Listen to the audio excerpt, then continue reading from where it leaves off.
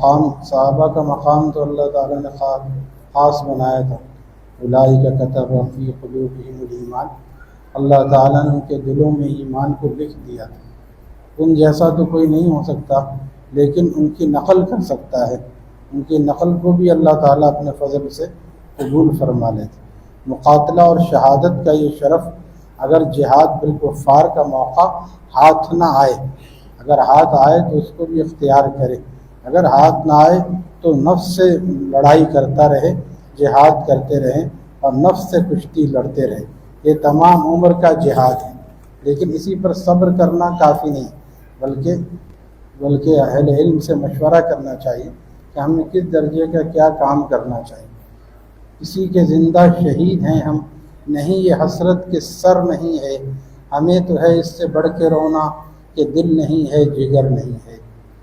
یعنی ہر وقت اللہ کی یاد میں ایسے لوگ غم اٹھاتے ہیں، خون تمنا کرتے ہیں اور اللہ تعالیٰ کا قرب حاصل کرتے رہتے ہیں. ایک جگہ ہمارے رضی اللہ عنہ نے فرمایا کہ میرے حسرت زدہ دل پر انہیں یوں پیار آتا ہے. حسرت سے جب دل ٹوٹ جاتا ہے کہ ساری دنیا گناہ کر رہی ہے، اللہ تعالیٰ نے جس کو بچنے کی توفیق دی تو اس کے دل میں بعض دفعہ حسرت آتی ہے. لیکن ہر وقت نہیں، کبھی ایسا ہوتا ہے کہ دل چاہتا ہے کہ ہم بھی ذرا ایسے ہوتے ویسے ہوتے. لیکن پھر ہمارے شیخ اسی موقع کو بیان فرما رہے ہیں کہ میرے حسرت زدہ دل پر یہ ایسا ہی ہے جیسا بیمار بچہ ہے. آج کل ہر گھر میں 2-4 بچے ہیں تو ایک آدھ بیمار ہے. اللہ تعالیٰ سب کو صحت و عافیت عطا فرمائے. تو جو بیمار بچہ ہے وہ پرہیز کرتا ہے، تو پرہیز میں اس کا دل ٹوٹتا ہے. وہ اماں سے کہتا ہے نہیں اماں مجھے بھی ٹھنڈا پانی چاہیے، آئس کریم مجھے بھی چاہیے، کولڈ ڈرنک میں بھی پیوں گا. لیکن اس کی اماں کیا کہتی ہے کہ بیٹا ابھی نہیں، ابھی تھوڑا صبر کر لو، جیسے ہی تم صحیح ہو جاؤ گے پھر ہم تمہیں خوب کھلائیں گے پلائیں گے، کوئی تمہاری خواہش کو روکیں گے نہیں.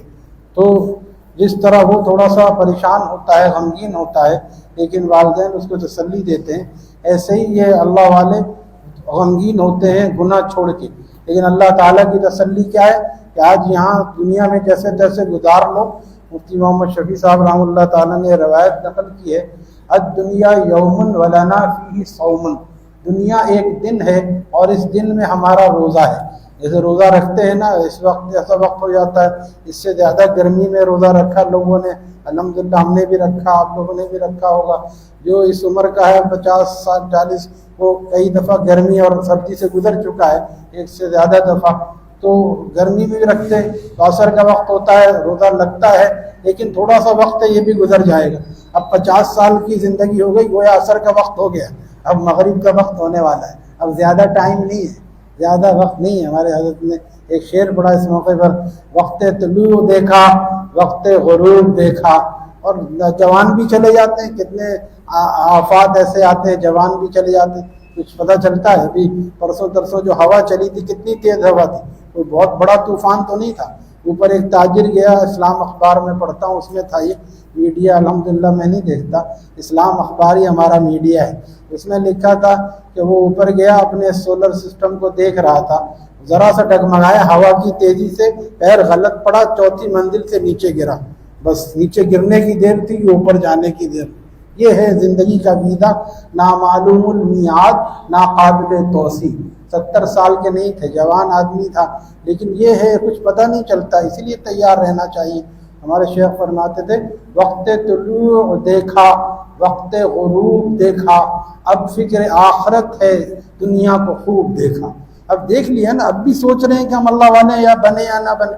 اب تو عمر کی چھاؤں ڈھل رہی ہے، اب تو شام کا وقت قریب آ رہا ہے، اب تو تیاری کر لینی چاہیے. خواجہ صاحب فرماتے ہیں یہ تیری مجذوب حالت اور یہ سن کیا بات ہے. ابھی اٹھ کے جاؤ، کیا مسکرا رہے ہو، ادھر دیکھے بغیر ادھر مسکرا رہے ہو. اگر نہیں بیٹھنا مسکرانا ادھر ادھر دیکھنا ہے تو یہاں نہ بیٹھو. یہ تیری مجذوب حالت اور یہ اتنی عمر ہو گئی اور حالت تبدیل نہیں ہو رہی. یہ تیری مجذوب حالت اور یہ سن، ہوش میں آ اب نہیں غفلت کے دن، اب تو بس مرنے کے دن ہر وقت گن. کیونکہ پیش منظر ہے ابھی منزل کٹھن، ابھی ہمارے سامنے ایک منزل کٹھن آنے والی ہے اور ابھی تک تم ابھی انہی چکروں میں لگے ہوئے. تو اسی کو کہہ رہے ہیں کہ الدنیا یوم ولنا فیہ صوم، دنیا ایک دن ہے، اس دن میں ہمارا روزہ ہے، تھوڑا برداشت کر لے آدمی۔ حضرت نے اس کیفیت کو کیسے بیان کیا؟ فرمایا کہ میرے حسرت زدہ دل پر انہیں یوں پیار آتا ہے کہ جیسے چوم لے ماں چشم نم سے اپنے بچے کو۔ اب ماں کچھ نہیں کر سکتی، بچے کو پیار کرتی ہے، بیٹا ابھی تھوڑا اور صبر کر لو، صحیح ہو جاؤ گے نا۔ تو اللہ تعالیٰ کی رحمت بندے کو پیار کرتی ہے کہ تم یہاں برداشت کر لو، پھر جنت میں آؤ گے، کلوا واشربوا حنیئا بما کنتم تعملون، پھر ہم کہیں گے کھاؤ پیو خوب رج کے کھاؤ۔ حنیم کا ترجمہ کیا ہے مفتی صاحب نے ہندوستانی زبان میں، کلوا واشربوا حنیئا، رج کے کھاؤ، جتنا کھا سکتے ہو کھاؤ، بھلے کھاؤ، بالکل کوئی پریشان نہ ہو، کم ہو جائے گا تو پیٹ خراب ہو جائے گا، نہ ادھر سے کم ہوگا نہ ادھر سے پیٹ خراب ہوگا، کھاؤ پیو عیش کے ساتھ۔ تو ابھی یہاں پہ صبر کر لو، برداشت کر لو، حرام نہ کھاؤ، غلط طرف کو نہ دیکھو، بلکہ یہاں پہ اپنے خواہشات پہ صبر کر لو۔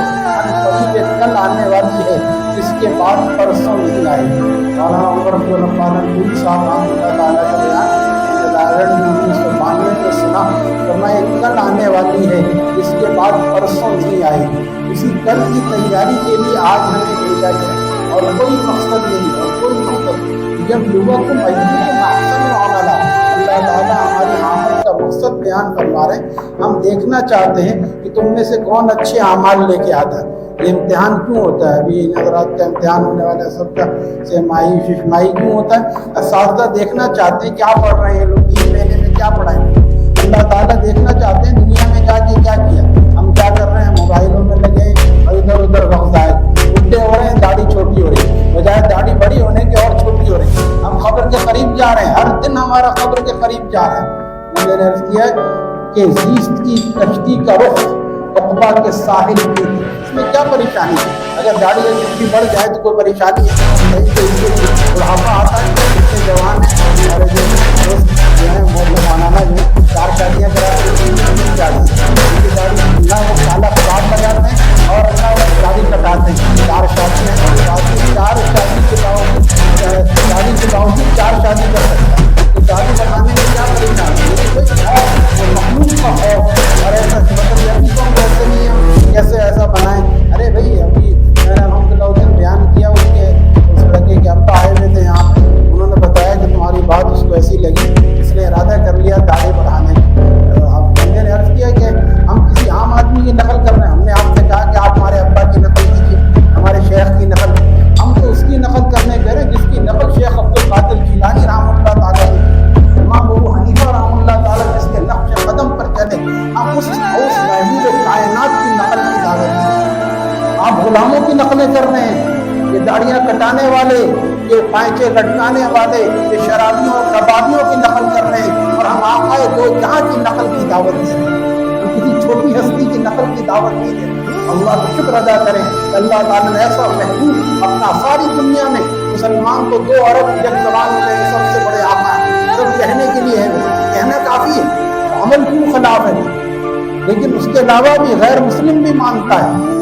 شاعر کہتا ہے کہ دنیا میں احترام کے قابل ہیں جتنے لوگ، دنیا میں احترام کے قابل ہیں جتنے لوگ، میں سب کو مانتا ہوں مگر مصطفیٰ کے بعد صلی اللہ علیہ وسلم۔ سب کا عقیدہ یہ ہے کہ دنیا میں احترام، اللہ کے بعد قادر خدا بزرگ ان کی اتباع میں شرمار ہے، اور یہ چوڑے چماروں کی جو مسلمانوں کا قتل عام کر رہے ہیں، 45-50 ہزار فلسطینیوں کو آخرت میں پہنچا چکے ہیں، شہید کر چکے ہیں، اور جو دین کو مٹانے کے لئے ہم ان کی نقلیں کر رہے ہیں۔ ہمارے نوجوانوں کو بتائیے یہ بات، ان کو پتہ نہیں، مطلب یہی زندگی کا اسٹائل ہے، یہ اسٹائل کافروں کا ہے، مسلمانوں کا اسٹائل الگ ہے۔ ٹھیک ہے کچھ اونچ نیچ ہو سکتی ہے، کوئی گناہ کا صدور ہو سکتا ہے، اس سے توبہ کرے، لیکن اپنی شکل و صورت کو بگاڑ کے غیروں کی طرح کر لیں، یہ کون سی عقل مندی کی بات کہ نہیں ہم ایسے تو بن نہیں سکتے تو ایسے ہی رہیں۔ ایسے کیوں نہیں بن سکتے؟ ہر آدمی بن سکتا ہے، اگر نہ بن سکتا ہوتا تو اللہ تعالیٰ یہ حکم نہ دیتے۔ اللہ تعالیٰ ہمیں ہمت مردانہ اور قوت شیرانہ عطا فرمائے۔ الحمدللہ رب العالمین، والصلاة والسلام على رسوله النبي الأمي الكريم، واعف عنا واغفر لنا وارحمنا، أنت مولانا فانصرنا على القوم الكافرين، ربنا لا تزغ قلوبنا بعد إذ هديتنا وهب لنا من لدنك رحمة إنك أنت الوهاب. اللهم اكفنا بحلالك عن حرامك وأغننا بفضلك عمن سواك. الحمد لله الذي بنعمته تتم الصالحات. اللهم أعنا بالعلم وزينا بالحكمة